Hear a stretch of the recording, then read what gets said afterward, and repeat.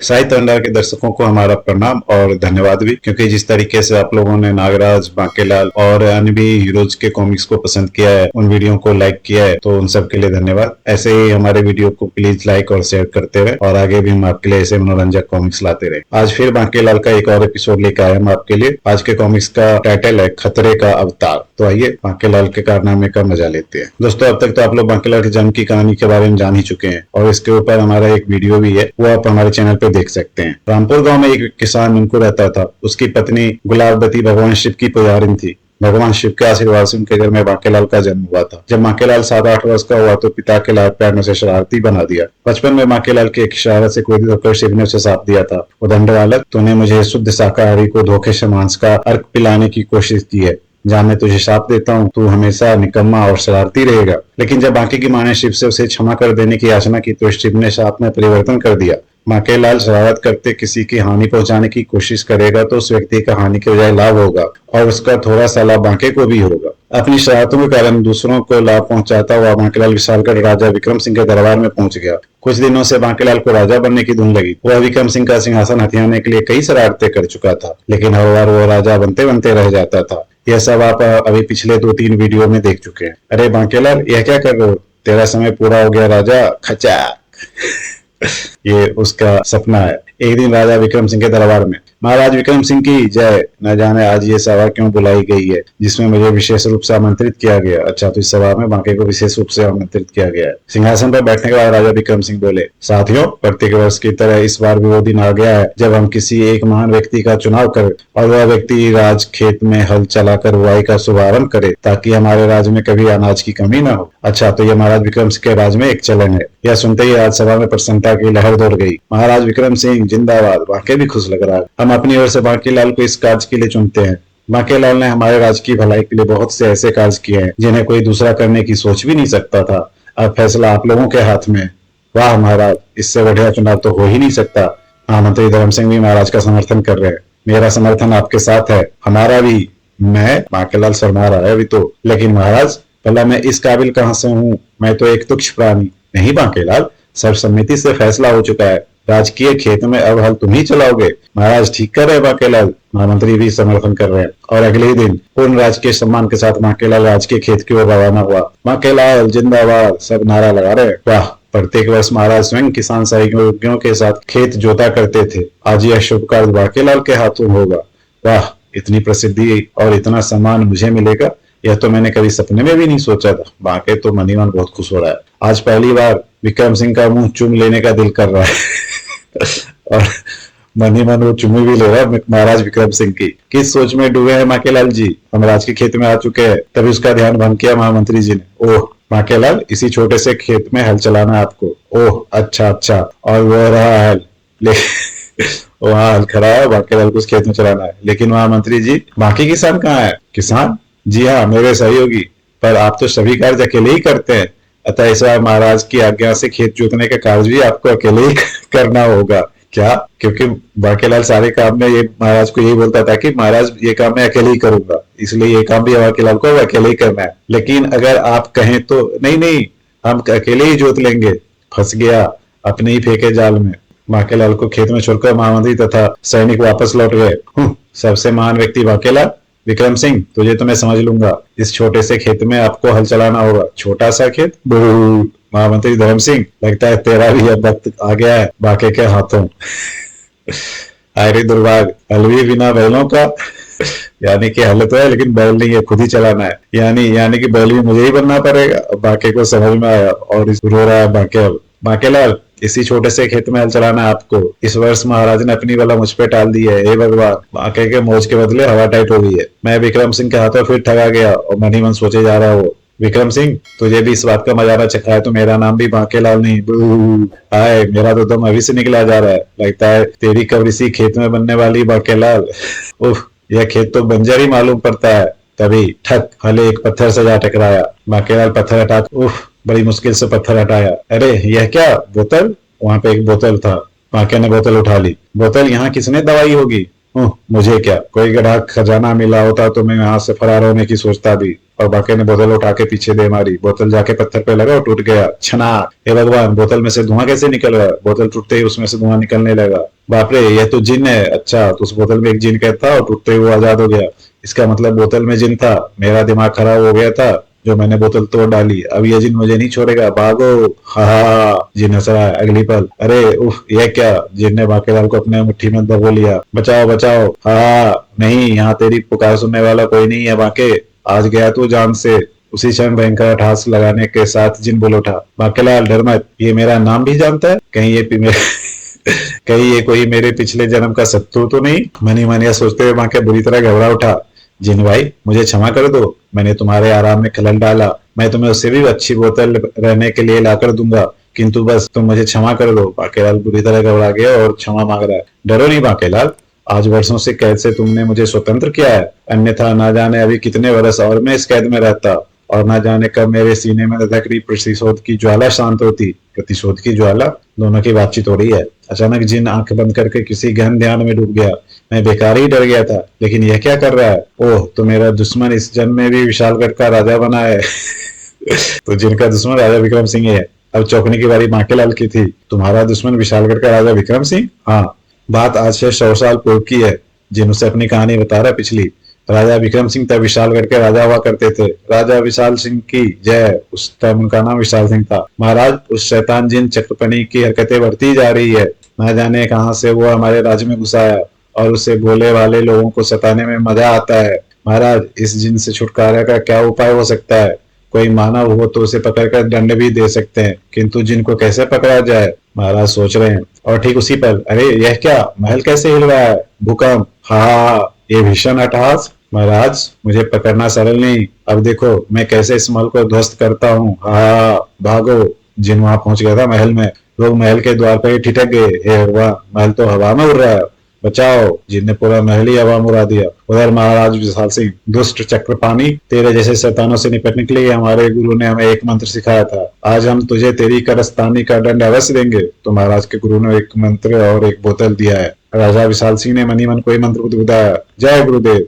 अचानक जिन चक्रपाणी चिल्लाने लगा, आह नहीं महाराज, मुझे क्षमा कर दीजिए। आह, क्षमा क्षमा महाराज।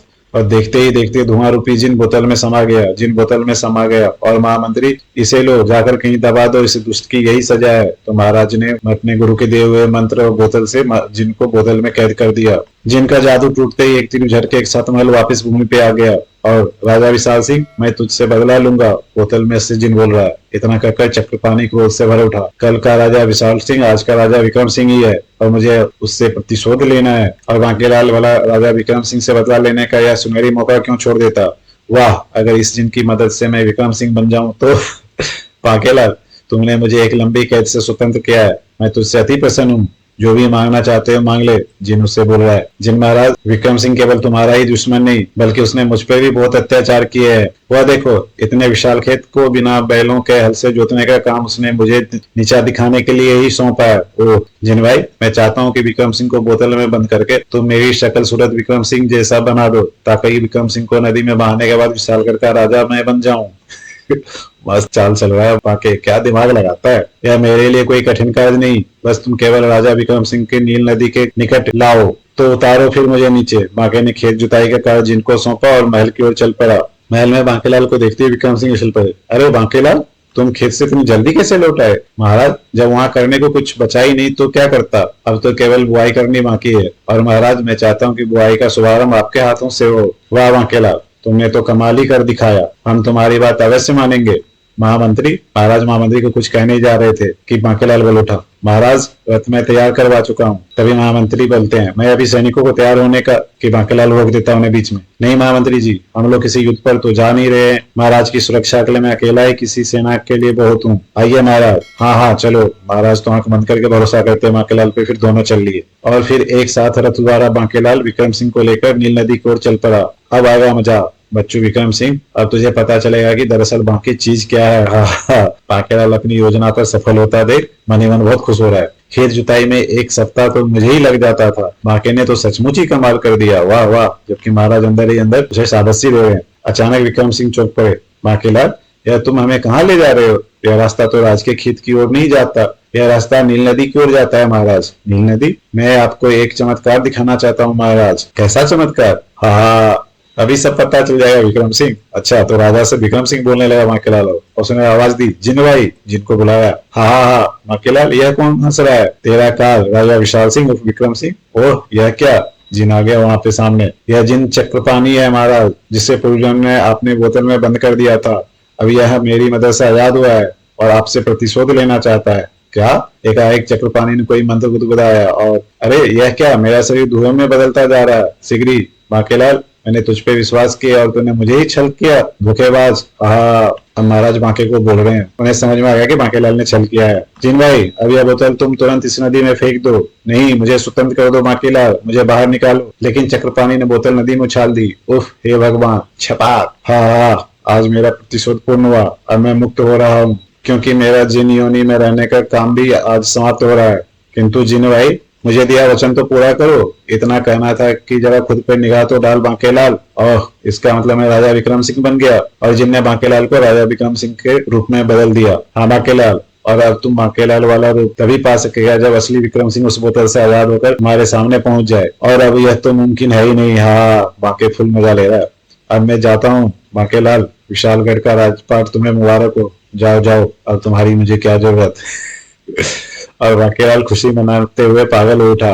राजा बांकेलाल, हाँ, नहीं नहीं, राजा विक्रम सिंह, ही धन्यवाद भगवान, धन्यवाद। चलो रे, राजा के रथ के घोड़े, तुम्हारा राजा रथ पर सवार है। ही राम है। लेकिन जब महल में मुझसे बांकेलाल के विषय में पूछा जाएगा तब मैं क्या जवाब दूंगा? अब उसे यह बात ध्यान में आई। कह दूंगा कि बांकेलाल नदी में डूबकर मर गया, यही ठीक रहेगा। और अगले ही दिन महल में, महामंत्री जी, यह ब्राह्मण भोज कैसा? महाराज, बांकेलाल जी का श्राद्ध मनाया जा रहा है। अच्छा, ओह, बांकेलाल का श्राद्ध? बेवकूफो, श्राद्ध मनाओ विक्रम सिंह का। खैर, मनाने दो, मेरा क्या जाता है। वाह, काश ये बांकेलाल रोज पैदा हो और रोज मेरे जो श्राद्ध करने आए ब्राह्मण वो भी मजे ले रहे खाने पीने का, और सोच रहे बांकेलाल रोज ही मरे, रोज ही पैदा हो और रोज ही मरे। महाराज, राज खजाना में चलकर स्वयं अपने हाथों से दान पत्र भर दें। महामंत्री बोल रहे विक्रम सिंह यानी बांकेलाल से। ओह, चलिए चलिए, मुद्दत तो गई, कोई खजाना देखे। दोनों शाही खजाने में पहुंचे। वाह, अब ये सारा खजाना मेरा है।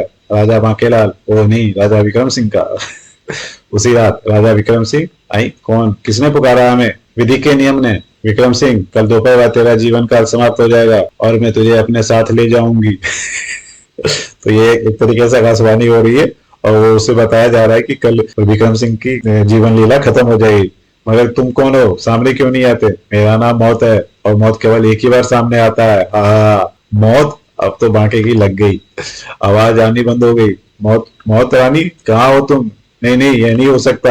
मौत तो राजा विक्रम सिंह की आई है, मैं तो बांकेलाल हूँ। हे भगवान, ये किस मुसीबत में फंस गया। खुद की निगाहों में तो अवश्य बांकेलाल है बांके, लेकिन दुनिया के सामने तो विक्रम सिंह है, राजा विक्रम सिंह। हाँ, और कल तेरी मृत्यु का दिन है। अब तो बांके की लग गई। राम नाम सत्य है। नहीं नहीं, बांके देख भी रहा है।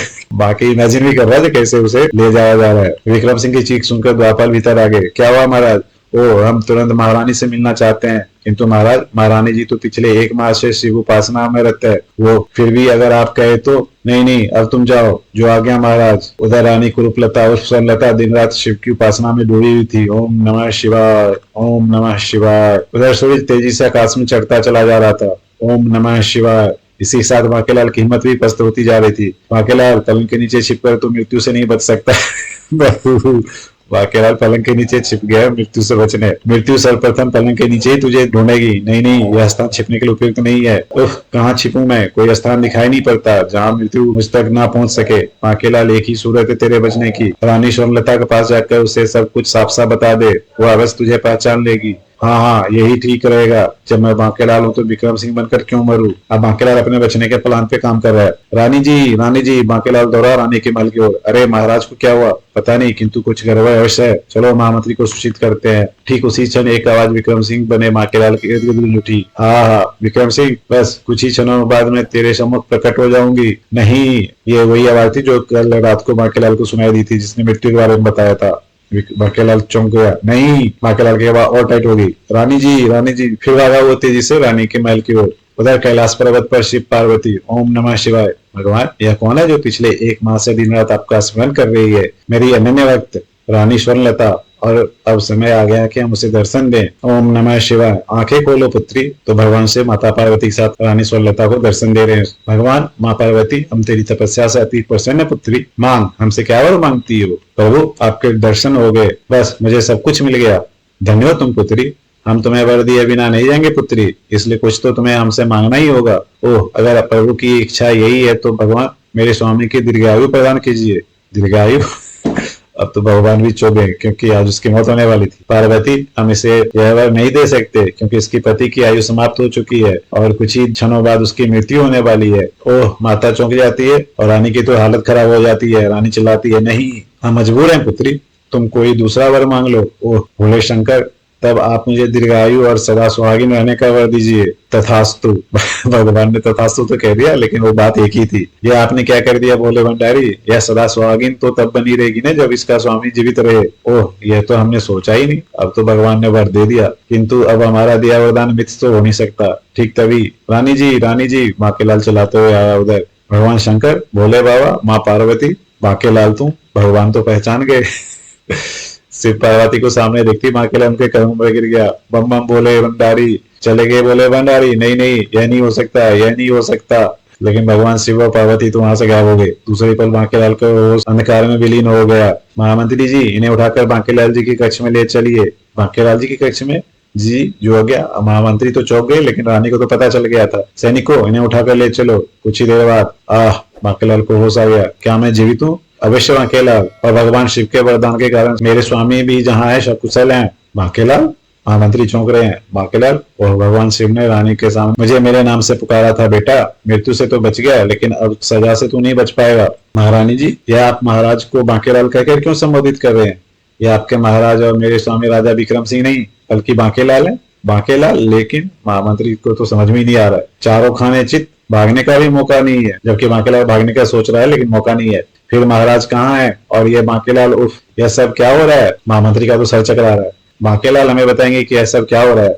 सिर मुंडाते ही ओले पड़े। अब सिर बचाने की सोच बाके सोच रही तरकीब। बांकेलाल के दिमाग काम किया और कोई प्लान आ गया उसके दिमाग में। दूसरी पल महामंत्री धर्म सिंह कठोर स्वर में बोले, बांकेलाल, यह क्या मजा रहा है? रानी जी के सवाल का जवाब है तुम्हारे पास। महामंत्री जी, मुझे क्षमा कर दीजिए। महाराज की प्राणों की रक्षा के लिए मुझे यह सब स्वांग करना पड़ा। महाराज के प्राणों की रक्षा? क्या मतलब? जी हाँ महामंत्री जी, आज महाराज की आयु समाप्त हो रही थी। यह बात मुझे कुछ दिन पूर्व स्वप्न में पता चली। महाराज की मृत्यु से बचाने के लिए मैंने एक चाल चली और स्वयं राजा विक्रम सिंह बन बैठा। तब महाराज कहाँ है? महाराज को मैंने एक जिन मित्र की मदद से एक बोतल में बंद करके नदी में फेंक दिया। उफ, हे भगवान, छपाक। फिर वो जिन वाली घटना बताता बट तोड़ मरोड़ के, और स्वयं महाराज बन बैठा ताकि अगर मृत्यु हो तो विक्रम सिंह के रूप में मेरी।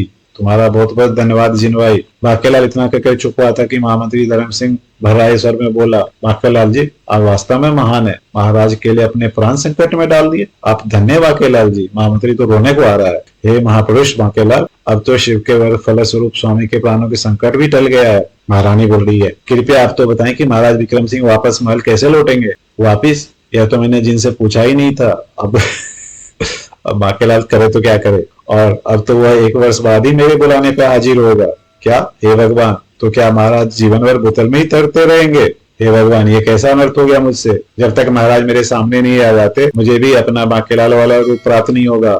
ये राजगद्दी अभी भी मेरे हाथ में है, जबकि इसका दिमाग के एक कोने में राजगद्दी वाली बात भी चल रही। ठीक तभी महाराज, रानी जी, महामंत्री जी, चमत्कार हो गया। क्या हुआ खान समा? आप स्वयं चलकर देख लें, अपनी आंखों से देख लें। ऐसा क्या चमत्कार हो गया? खान समा सबको लेकर शाही रसोई घर में पहुंचा। वो देखिए महाराज, मछली, वहाँ एक मछली थी बड़ी सी। मछली के पेट में एक बोतल है महाराज, और उसमें कोई छोटी मानव आकृति कैद है। अच्छा, तो ये वही बोतल है जिसमें महाराज कैद थे और उसको एक बड़ी मछली ने निकल लिया था, और वो मछली महाराज विक्रम सिंह के रसोई में आई थी। तुरंत बोतल बाहर निकाली गई। अरे, यह तो वही बोतल है जिसमें मेरा मतलब महाराज बंद है।